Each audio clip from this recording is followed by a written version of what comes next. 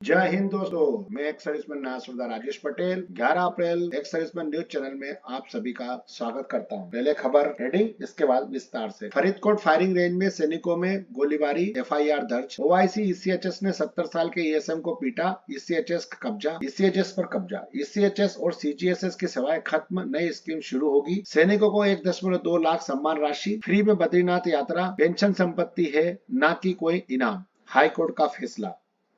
पूर्व सैनिकों को 12.5 पुलिस में रिजर्वेशन, 9,000 नई पूर्व सैनिकों की नई भर्ती। अब खबर विस्तार से। पंजाब पुलिस ने फरीदकोट में रात्रि अभ्यास के दौरान हुई गोलीबारी की घटना में नाभा में तैनात सेना के जवानों का नाम शामिल किया है। 193 मीडियम रेजिमेंट में कमांडिंग ऑफिसर कर्नल अभिषेक उद्धवसिंह द्वारा फरीदकोट के पुलिस में दर्ज कराई गई एफआईआर में घटना 2 अप्रैल रात 12:30 बजे की उनके रेजिमेंट के सैनिकों के साथ हुई है। एफआईआर में कहा गया कि गोलेवाला, बेगूवाला और राजूवाला के सामान्य क्षेत्र में फरीदकोट सैन्य स्टेशन की इकाइयों में रात्रि नेविगेशन आयोजित किया गया था। टीम की निगरानी मलुका पत्री खेत वाली मंडी में एक चेक पॉइंट स्थापित किया गया था। सैन्य के 3 कर्मियों वाली एक टीम को औचक एफआईआर में कहा गया कि अज्ञात वाहन का पीछा करते समय जवानों ने अचानक हुडाई 120 के पास खड़े एक अज्ञात व्यक्ति को देखा जो उन पर पिस्तौल तान रहा था। इससे पहले कि वो कुछ कर पाते, उस व्यक्ति ने फायरिंग शुरू कर दी। वे किसी तरह वाहन को पीछे करने में कामयाब रहे, लेकिन वह व्यक्ति पिस्तौल लेकर उनके पास आता रहा और उसने फिर 2 राउंड फायर किए। इसके बाद उस व्यक्ति के न्यायिक तकनीकी सहायक गुरजीत सिंह को बंदूक की नोक पर पकड़ लिया और उनसे कार की चाबी सौंपने को कहा, जिसका नायक गुरजीत सिंह ने पालन किया और इसके बाद उसने दोनों कर्मियों को कार छोड़कर दूर जाने को कहा। एफआईआर में कहा है कि जब जवान सुरक्षित स्थान पर जा रहे थे तो अज्ञात व्यक्ति ने उन पर 2 और राउंड फायर किए। इसके बाद वह अपनी उड़ाई 120 बैठकर बेगवाला गांव की ओर भाग गए। कर्नल ने अपनी शिकायत में कहा गया कि यह घटना कानून और व्यवस्था की स्थिति के लिए गंभीर खतरा है, साथ ही सुरक्षा कर्मियों की जान को भी खतरा है। तो देखिए, अब सैनिकों के ऊपर भी ऐसे हमले होने लगे हैं और सैनिकों के को भी अपने उसमें ध्यान रखना चाहिए। और एक ओआईसी अपना ईसीएचएस की घटना है, जिसमें ओआईसी और डॉक्टरों ने मिलकर एक सूबेदार साहब को लोहे की राड से मारा है। कारण यह था कि सूबेदार साहब ने पत्नी को इमरजेंसी में सांस के प्रॉब्लम के कारण ईसीएचएस गए थे और सूबेदार साहब को ओआईसी का ऑक्सीजन लगाने का बोला, क्योंकि उनकी पत्नी को सांस लेने में प्रॉब्लम हो रही थी और सांस फूल रहा था, लेकिन ऑक्सीजन न लगने के कारण सूबेदार साहब को पत्नी की मृत्यु हो जाती है। वैसी स्थिति में सूबेदार साहब और उनके परिवार और ईसीएचएस के ओआईसी और डेंटल के डॉक्टरों के बीच बहस होती है, क्योंकि गलती डॉक्टर की थी, लेकिन ईसीएचएस के ओआईसी और डेंटल के डॉक्टर ने मिलकर सूबेदार साहब की पिटाई की और लोहे के राड से मारकर सिर फोड़ दिया, जो कि बहुत ही निंदनीय घटना है और इनके ऊपर कानूनी कार्रवाई होना चाहिए। और ईसीएचएस किसी के उसका नहीं है, किसी अधिकारी का। ये हमारे पैसों से, जो केंद्र अपना भूतपूर्व सैनिक उनके पैसों से चलता है, लेकिन इसके बावजूद भी जो है अपनी जो है जांच और ये क्या बोलते हैं उसको, मेडिकल सुविधा है, वो हमें ढंग से दी नहीं जाती है। ऐसे सीएचएस का क्या फायदा है? ये एक विचारणीय कार्य है, इसके ऊपर विचार करना चाहिए सभी पूर्व सैनिकों को। 8 पे कमीशन, क्या इस सीजीएसएस की जगह सरकार लाएगी नई हेल्थ स्कीम? केंद्रीय कर्मचारियों और उनके परिवार वालों को स्वास्थ्य सुविधा देने वाली स्कीम सीजीएचएस में नए बदलाव किए जाने की चर्चा सामने आ रही है।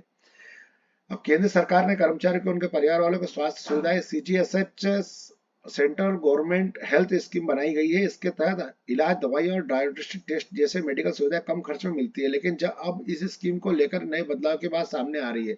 8वें वेतन आयोग में हेल्थ स्कीम में बदलाव किया गया है और इसमें 8 पे कमीशन में बनाने के फैसले की घोषणा की है। आमतौर पर लोग वेतन आयोग को सिर्फ वेतन पेंशन बढ़ाने के लिए मानते हैं, लेकिन इसका दायरा बहुत बड़ा है। आयोग भत्तों, सुविधाएं और स्वास्थ्य बीमा जैसे विषयों की समीक्षा भी करता है। इसमें सुधार की जरूरत है। सीजीएसएस स्कीम को बदलने की योजना बनाई गई है। और 7वें वेतन आयोग में स्पष्ट कहा कि हेल्थ इंश्योरेंस कर्मचारियों और पेंशनरों के लिए बेहतर दीर्घकालिक विकल्प है। आयोग ने सीजीएसएस से बाहर के पेंशनरों के लिए सुझाव भी दिया गया है, जो कि सीएसएमए या ईसीएचएस के तहत आते हैं, उन्हें सीजीएसएस में शामिल किया जाए ताकि ये पेंशनर कैशलेस इलाज का लाभ ले सके। सीएसएमए स्कीम वर्तमान कर्मचारियों के लिए होती है, जबकि ईसीएचएस रिटायर रक्षा कर्मचारी और उनके परिजनों के लिए इलाज उपलब्ध कराती है। अब क्यों हो रहा है? अब क्या हो रहा है? जनवरी 2025 में खबरें आई है कि स्वास्थ्य मंत्रालय सीजीएचएस को एक नई इंश्योरेंस आधारित योजना से बदल सकता है। इस योजना का नाम है CGEPHIS, central government employ and pensioner health insurance scheme हो सकता है। इसे IRDA द्वारा रजिस्टर्ड इंश्योरेंस कंपनी के माध्यम से लागू किया जा सकता है। हालांकि अभी तक सरकार को इसकी कोई आधिकारिक पुष्टि नहीं की गई है। पूर्व सैनिकों परिजनों को मुक्त बद्रीनाथ यात्रा कराने का मुख्यमंत्री पुष्कर सिंह धामी ने किया ऐलान।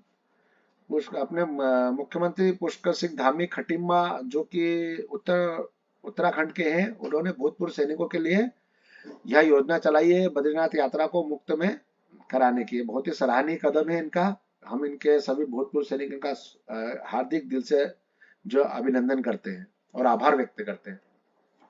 पेंशन संपत्ति का अधिकार है, कोई इनाम नहीं। छत्तीसगढ़ हाईकोर्ट का फैसला है कि जो अपने सैनिकों और बहुत बाकी राज्य के कर्मचारियों को जो पेंशन मिलती है वो कोई अधिकार या कोई संपत्ति नहीं है, वो ना ही कोई उनका इनाम, ये उनका अधिकार है। इसके तहत जो है कोर्ट ने यह फैसला सुनाया है। बाकी आप इसको खुद पढ़ सकते हैं पूरा। कार्य महानिदेशक पुलिस राजस्थान द्वारा कांस्टेबल भर्ती हेतु विज्ञप्ति 2025 जारी की गई है। इसकी प्रकाशित डेट 28/4/2025 से 17/5/2025 तक फॉर्म भरे जा सकते हैं, समाचार पत्रों में आई है। तो इसमें जो भूतपूर्व सैनिकों का हमारा कोटा है वो भी बहुत है। इसमें अंतिम तिथि पश्चात दिनांक 18/5/2025 से 20/5/2025 तक 3 दिवस के आवेदन पत्र में संशोधन त्रुटि सुधार हेतु वेबसाइट पर लिंक उपलब्ध कराया जाएगा। इसमें कांस्टेबल भर्ती में कांस्टेबल सामान्य नॉन टीएसपी और बाकी की दे रखी है, और हर जगह का स्टेट वाइज मतलब जिले वाइज दे रखा है। टोंक है, भीलवाड़ा है, बीकानेर है, चूरू है और सीकर है, झारखंड है, पाली है, सिरोही है, कोटा सिटी है। तो सारी जगहों पर वैकेंसियां दे रखी है। कितनी कितनी वैकेंसियां है इसके बारे में अपन आप देख सकते हैं। महिला पुरुष ओबीसी की कितनी है, SC ST की कितनी है, सामान्य वर्ग कितनी है, इसमें सब दे रखा है। तो आप लोग इसमें ज्यादा जानकारी के लिए आप इसको पढ़ सकते हैं। खास करके राजस्थान के जो भाई बहन है, भाई है अपने एक्स सर्विसमैन, वो इसके अंदर फॉर्म भरे और इस जो है वैकेंसी का लाभ उठाए। और मेरे पास खबरें यहीं तक है आज। धन्यवाद, शुभ दिन रहे आपका। जय हिंद।